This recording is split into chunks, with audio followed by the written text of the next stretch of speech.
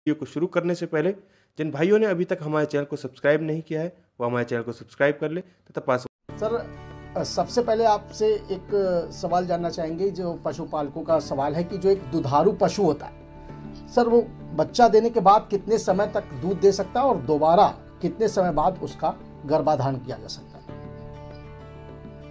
जी, पहले तो नमस्कार आपको, आपने यहाँ आमंत्रित किया उसके लिए बहुत बहुत धन्यवाद।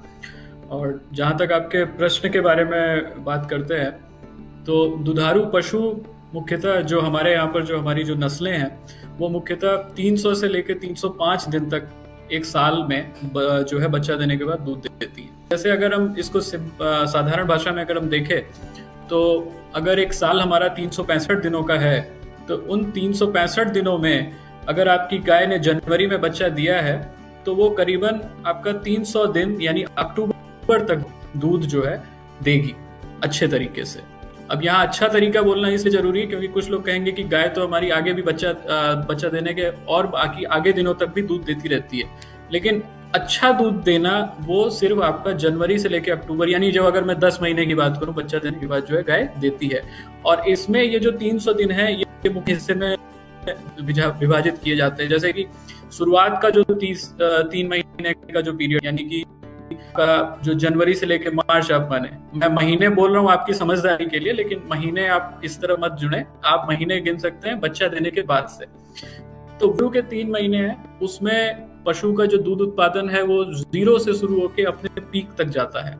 आगे आने वाले 3 महीने तक जो है पशु का जो दूध उत्पादन एक निश्चित लेवल पे है और फिर अंतिम के 3 महीने दूध का उत्पादन घटना चला जाता है और फिर धीरे धीरे आपका पशु जो है वो बिल्कुल कम मात्रा में दूध देता रहता है। अब एक काफी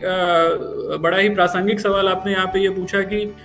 उसको कितने दिन कर देना चाहिए। बहुत जरूरी सवाल है कमर्शियल डेयरी फार्मिंग के लिए, जहाँ पे दूध ही आपके लिए धन है, वहां पे आपके लिए बहुत जरूरी है कि आप इसको समझें। अब जैसे मैंने 3 चरण बताए, 300 दिन का जो दूध उत्पादन है उसमें शुरू के 100 दिन दूध का उत्पादन बढ़ता है,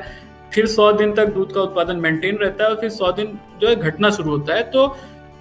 आपको पशु को गाभिन कराने का जो समय है वो हमेशा ये रखना चाहिए कि जो ये शुरू के 100 दिन है इसी दौरान आपका पशु आप उसको गाभिन करा दें, आप उसको एआई करवा दें, कृत्रिम गर्भाधान या फिर प्राकृतिक गर्भाधान के द्वारा आप उसे गाभिन करवा दें, जिससे कि जो उसका जो 9 महीनों का जो उसका गर्भकाल है